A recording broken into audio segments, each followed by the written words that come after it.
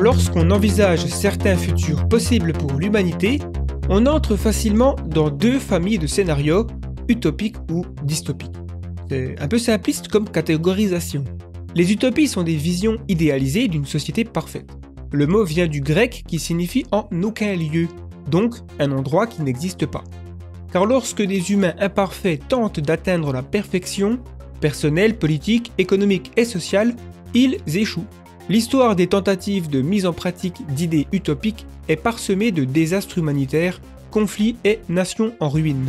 De quelques expériences communautaires relativement inoffensives, aux sectes qui terminent en suicide collectif en passant par l'Union soviétique et la Chine communiste de Mao, qui ont été catastrophiques, c'est le moins que l'on puisse dire, mais également de l'autre côté du paysage politique avec le fascisme et le nazisme. Toutes les tentatives à grande échelle pour atteindre la perfection politique, économique, sociale et même raciale ont abouti à des génocides.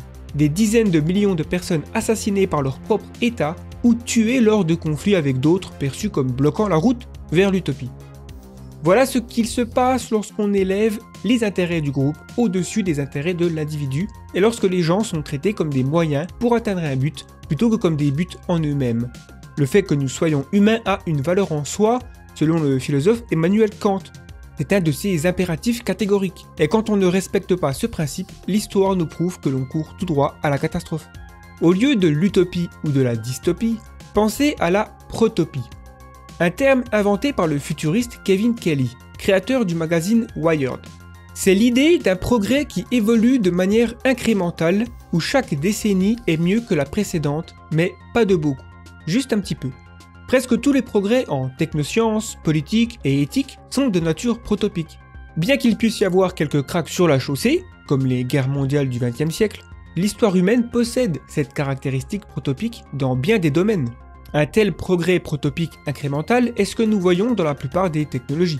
Chaque année, de nombreuses technologies deviennent un petit peu plus optimisées, plus fiables et plus performantes. L'automobile est un bon exemple. Dans les années 60-70, il y avait des voitures avec direction assistée, frein assisté et climatisation qui étaient à la pointe de la technologie à l'époque. Au fil des décennies, les voitures sont devenues plus confortables, plus intelligentes et plus sûres, non pas à bond de géant, mais progressivement. Nous ne sommes pas passés de la 2 chevaux à la voiture autonome en un claquement de doigts. Au lieu de ça, nous avons obtenu des améliorations cumulatives de plusieurs décennies menant aux voitures intelligentes d'aujourd'hui, avec leurs ordinateurs de bord et leur système de navigation, leur châssis et leur carrosserie en métal composite, leur connexion Wi-Fi et leur moteur électrique et hybride. Et ce n'est pas que dans la dimension technologique. Ce que les gens ont fait pour atténuer la guerre, abolir l'esclavage, mettre fin à la torture et à la peine de mort, élargir le droit de vote, propager la démocratie, défendre les droits civils et les libertés, légaliser le mariage homosexuel et protéger les animaux et l'environnement sont de nature protopique. Il est surprenant de voir combien de progrès moraux peuvent être réalisés en ne faisant que quelques petits pas vers le haut. Et il reste bien sûr de nombreux pas à faire. Lorsque l'on ajoute tous ces progrès protopiques, on arrive à une amélioration de la civilisation humaine de quelques pourcents. Mais nous ne le voyons pas, sauf rétrospectivement, car c'est une amélioration de, disons, 1% dans le monde qui est submergée par toutes les mauvaises nouvelles dans les news et les réseaux sociaux. Il est donc difficile de voir une amélioration globale de 1% en moyenne. Pourtant, si nous continuons à améliorer la civilisation de quelques pourcents, nous avons quelque chose de significativement positif sur le long terme. Et je précise que la plus petite unité de mesure pour comparer les époques n'est pas l'année, mais la décennie, voire même le quart de siècle. Si on compare 2020 avec 2019, difficile d'y voir une protopie, ça je pense que si on fait un sondage là-dessus, ça sortira comme la position la plus adoptée. Comme je l'ai dit, il y a quelques cracks sur la chaussée. Mais la courbe du progrès, si une telle chose existe, peut fluctuer. Mais en prenant du recul, elle reste en croissance. Ceci dit, une protopie n'est pas forcément linéaire. Il y a aussi l'accélération exponentielle qui touche de nombreuses technologies, notamment lorsqu'elles reposent sur du numérique, comme on l'a vu dans cette vidéo. Mais même en étant exponentielle, ça reste invisible aux yeux des gens.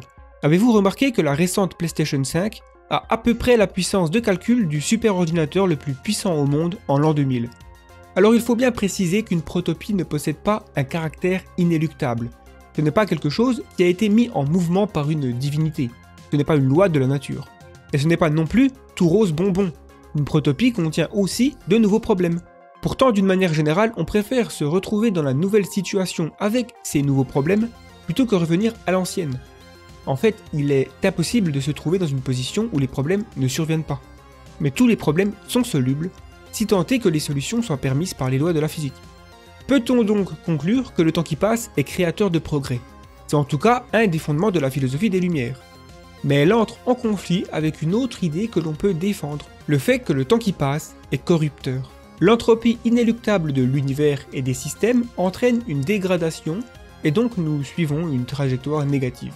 Mais selon le philosophe du XVIIe siècle Francis Bacon, l'innovation technologique est ce que l'homme doit faire pour compenser la corruption de la flèche du temps. Cependant, on sait ce que l'on fait, mais on ne sait pas ce que fait ce que l'on fait. Hein, quoi? C'est en tout cas ce que disait le poète et philosophe Paul Valéry. Ça signifie juste que on arrive rarement à prédire les conséquences des choses que l'on fait. Le réchauffement climatique est un parfait exemple. Lorsque James Watt et ses compagnons perfectionnaient la machine à vapeur, ils savaient précisément ce qu'ils faisaient d'un point de vue d'ingénierie. Mais ils ne pouvaient pas savoir que tout le charbon brûlé dans le processus entraînerait une augmentation des températures de la planète après quelques siècles. Selon Emmanuel Kant, encore lui, croire au progrès, c'est accepter de sacrifier du présent personnel au nom d'un futur collectif. C'est d'autant plus vrai aujourd'hui avec la crise environnementale dont nous avons la responsabilité, voire même, on pourrait dire l'impératif moral de résoudre ou du moins d'apporter des solutions. Et ça va demander un peu de sacrifice. Mais nous pouvons résoudre les problèmes de notre impact négatif sur l'environnement si nous soutenons les forces de la modernité qui nous ont permis jusqu'à présent de résoudre les problèmes, y compris la prospérité sociale, l'émancipation des femmes dans les pays en voie de développement, les marchés économiques judicieusement réglementés, la coopération et coordination internationale et des investissements dans les technosciences. En tout cas, ça fait partie de la solution, et il y en a plein d'autres. L'histoire humaine prend la forme d'une protopie. Mais est-ce que le futur sera protopique? Il existe certaines forces en mouvement qui, tel un tsunami, ont un fort potentiel de s'abattre sur les rives du futur. Ces forces possèdent la particularité de radicalement transformer la trajectoire de l'avenir. L'intelligence artificielle générale en est un des meilleurs exemples, notamment avec le concept d'explosion d'intelligence qui pourrait survenir si une IA est capable d'entrer dans une boucle d'auto-amélioration récursive. Selon certains scénarios, les améliorations de son architecture cognitive et matérielle seront extrêmement rapides, ce qui de notre point de vue se traduira par des progrès fulgurants et non progressifs. Le résultat pourrait être très positif ou très négatif. Le terme singularité technologique est souvent utilisé pour définir ce scénario, bien qu'il ait plusieurs variantes comme on l'a vu dans cette précédente vidéo. Les risques existentiels et catastrophiques sont typiquement des forces qui peuvent rompre complètement la flèche de l'histoire humaine. On ne pourrait guère parler de protopie après un holocauste nucléaire, et le réchauffement climatique est un défi de taille qui entre en collision avec la protopie. Personnellement, lorsque j'utilise le terme utopie, je le considère comme un synonyme de désirable, ou plutôt un ensemble de caractéristiques désirables, et une dystopie, un ensemble de caractéristiques indésirables. Mais j'ai bien conscience que c'est se détourner de la définition originale du terme. Les utopies n'ont pas de place, sauf dans l'imagination, parce qu'elles sont fondées sur une théorie idéaliste de la nature humaine. Une théorie qui suppose, à tort, que la perfection dans le domaine individuel et social est une possibilité. Au lieu de viser cet endroit inaccessible où tout le monde vit en parfaite harmonie pour toujours, nous devrions plutôt aspirer à un processus d'avancement progressif, par étapes, vers des futurs désirables. C'est un projet collectif. Le terme protopie me semble donc plus pertinent et plus réaliste lorsqu'il s'agit d'envisager l'avenir. Même si le monde s'améliore de façon incrémentale, sous forme de protopie, il n'empêche que dans 50, 100, 500 ans, il va tendre vers le méconnaissable. Comme l'a dit Arthur C. Clarke, l'un des auteurs de science-fiction les plus renommés, si nous avons appris une chose de l'histoire de l'invention et de la découverte, c'est qu'à long terme, et souvent à court terme, les plus audacieuses prophéties semblent profondément conservatrices. Si vous êtes nouveau sur cette chaîne, je vous invite à vous abonner pour découvrir nos prochains épisodes toujours consacrés au futur. Et n'hésitez pas à explorer nos précédentes vidéos et podcasts dans les différentes playlists.